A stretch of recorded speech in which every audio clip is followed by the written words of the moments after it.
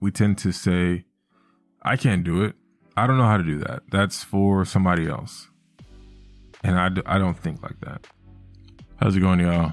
Welcome back to the Gil Podcast. This podcast is about me, Gil, and the things that I'm currently obsessed with. On today's episode, I kind of want to go over this amazing event that happened yesterday, a couple hours ago. It's now 6 a.m. the next day. I dropped my wife off to work and I did some little cleaning and I had some equipment out and I said, okay, today's Sunday. I might as well just record a podcast episode. And that's exactly what I'm doing. And I kind of want to go over this event that happened yesterday. Like I said, Tribe of Sunflowers is a organization, a group pioneered and owned by my good friend, Stiana Williams. And it is something that I've been a part of for a couple of years now. I started out as a hired photographer. Then I became a really good friend and supporter.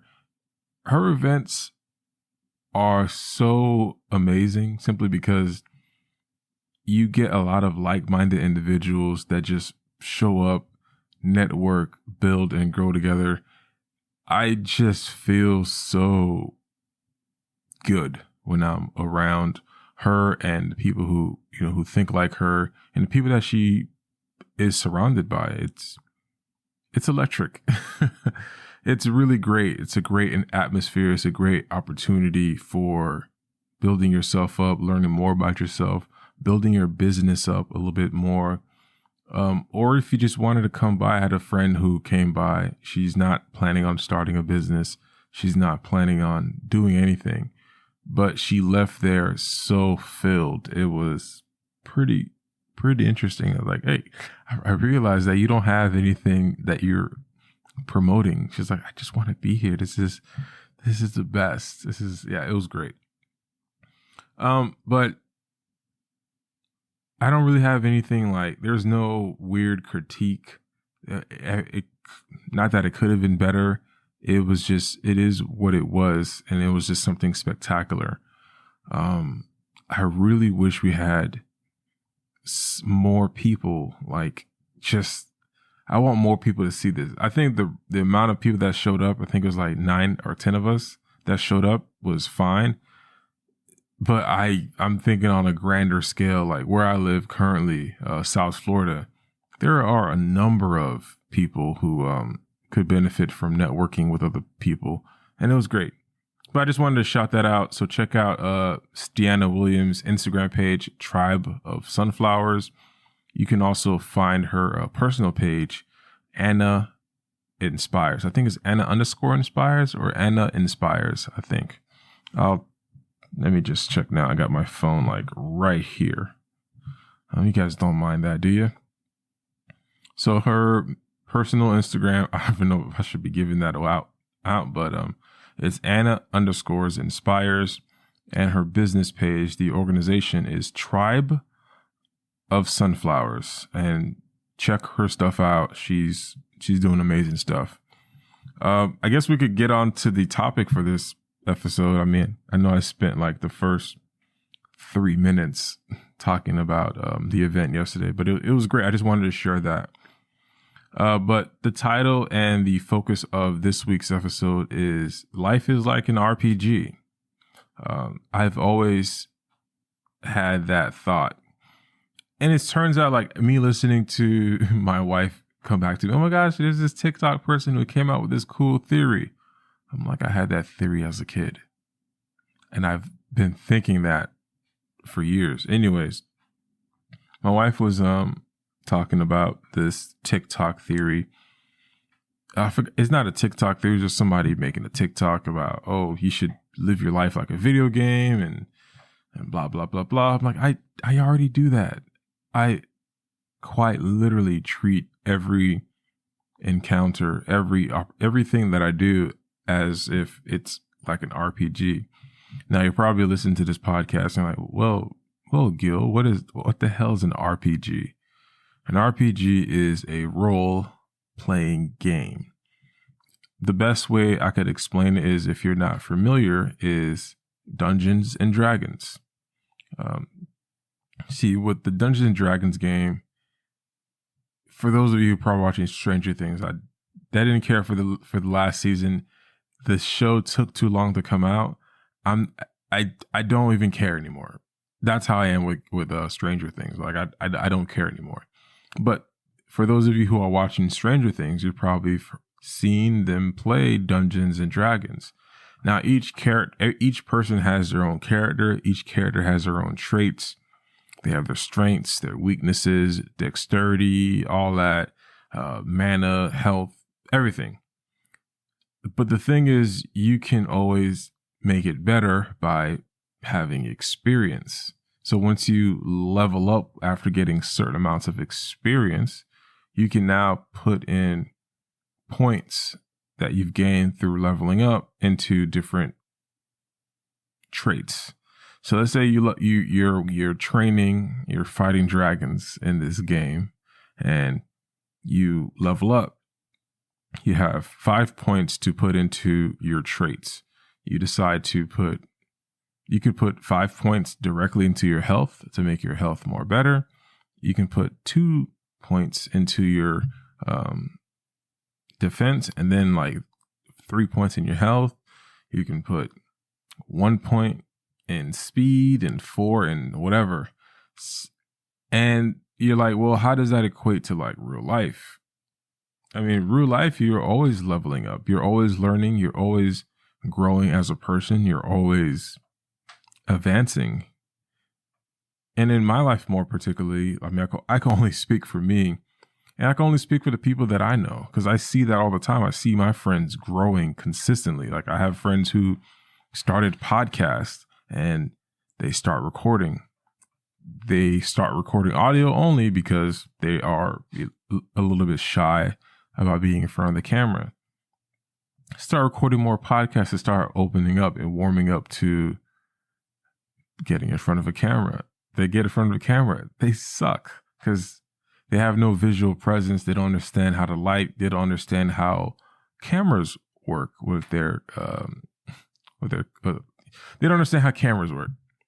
So they end up sucking really, really bad, but they don't give up. They don't give up. Why did I say don't? They don't give up, and they continue and they press on.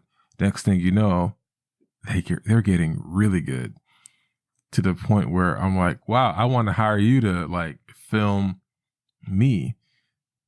They leveled up essentially, and they put the points accordingly to where they want to be in life, or whatever journey they're trying to go to. And in an RPG, you have missions, you have side missions, and life is the same thing. I always feel like our missions can deviate, just like in an actual RPG. You can take wherever you want to go. Like in an open world game like Skyrim, there's an overarching goal. There's an overarching mission, but there are like a plethora of different avenues you can go to get there.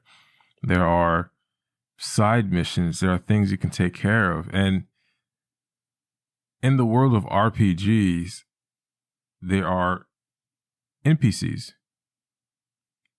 And an NPC is a non-playable character. And you've probably heard somebody say like, oh, there's a bunch of NPCs in here. It's a derogatory term simply because it means that this person isn't real. This person just goes. So my definition of NPC is somebody who doesn't outwardly have a goal. Outwardly. The thing is, everybody has a goal, maybe. I didn't want to be mean. Let me just be honest. To me, an NPC is somebody who just sits at home all day, doesn't do anything, doesn't plan on doing anything, is set and comfortable where they are in life. And there are a lot of NPCs out there. There are people who have that one routine: go into work, go home, play video games, talk with their wife, play with their kids, and they could be completely happy. Some of them are really happy and content. Some of them strive to get there. Some of them, that's their mission. Their mission was to work hard in their 20s and 30s, or work hard in their 20s and then settle in their 30s, or work hard in their 30s and then settle the family in their 40s. No goals, no ambitions, no nothing. And that's perfectly fine. And they've bust their butt. And I'm not saying you have to bust your butt. I mean, I'm gonna get on that later, about toxic traits. But some people worked hard to not do anything. And I get it. My wife all the time says, I'm like, come on, babe, let's go out. Let's, there's a new event opening up. There's a flower garden or whatever the case is nearby. Let's go check it out. I didn't buy this house so I can leave. Like, we worked so hard to purchase this home. Why the heck would I want to not be here? And that makes so much sense when she said that way. I was like, that's so true. That makes sense. You work hard for something and you strive for it. You want to be there where it's at, which is most people's cases, family. Some people have their cars and they just want to sit and drive their cars all day, which is totally fine because that was their mission. That was their goal. Maybe it could be in their side mission. They just kind of just settled for that, but they worked for that. It's, I remember, man, my wife, she has a lot of goals, a lot of missions that I've seen her embark on. And it's been great to see. And I have a lot of friends who have dreams, goals, and ambitions that they've set on. And it's amazing to see them just go through something and they go beyond it and go further. It's amazing. So one of my most recent RPG-esque experience is cycling. So I picked up the bike again and I started riding more. It's been a while, not actually a while. It's been a couple months and that I haven't been riding my bike, and I've been noticing a little bit sluggishness as far as like my cardio and my everyday life. I put on some pounds as well. So when I got back on my bike, I started riding with my friend, and it's been good. It's been okay. I've been trying to keep up, but obviously I'm not where I used to be. So I started riding with a bike group, and this bike group is really good. This bike group is really, really good. And the first time I rode with them, it was not the best night. I mean, I almost feel like my friend set me up, because I wouldn't say he set me up, but it was more like, yo, like out of all the nights you want me to ride, and I haven't been riding for like a couple months, you want me to ride with this fast group? And it was a fairly decent, steady pace. I mean, I haven't been riding for a while, so the speed was around like 20-ish, 21, 22 miles an hour, which is pretty slow-ish. But if you haven't been riding for a while, it's kind of hard to get back into a swing of things, if that makes sense. So I'm keeping up, and my body is just telling me, dude, we don't got it. But I didn't give up. I didn't want to stop. We ended up riding for 20-ish miles. So it was like an hour ride, maybe like an hour and 15 minutes, because we stopped for a little bit to grab drinks. But after that, I decided I have to get better. So I started riding again. A little bit, a couple of days after that ride it again, a little bit more. Now I ride every Thursday to just get back into the swing of things. And I'm getting a lot better. I'm getting close to where I was, which is great. And I'm treating it like an RPG. I'm getting armor, which is like biking gear to make my biking experience a little bit better. I got new cleats, the little plate to hook my shoes into the bike to make them stay. I don't know. Life is like an RPG. It depends on how you look at everything too. So somebody can probably look at that biking experience and feel embarrassed, or they can feel as if they will never get better. Whereas me, I've always had the idea that I'm gonna look at somebody else. Well, if they can do it, why can't I? That's just me. It's a very arrogant, I guess it's very arrogant and prideful, I guess, in a way. Because I know I can do better. I know I am a great, I know I'm a great ass person. I know I'm a supreme dope person who is capable of a lot of things besides doing math. You see how that goes? Math is great, but not.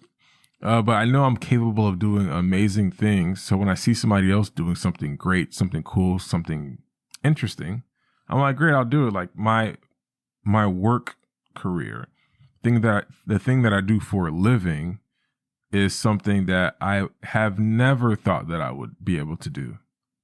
I'm a forklift mechanic, and I work on forklifts. I work on golf carts, anything industrial machinery, which is pretty cool.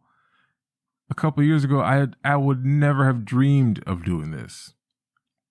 But the opportunity came and I said, why not? Why not try this out? Why not put my name in there and see what happens? And then once I get in there, why not give this my complete attention, my complete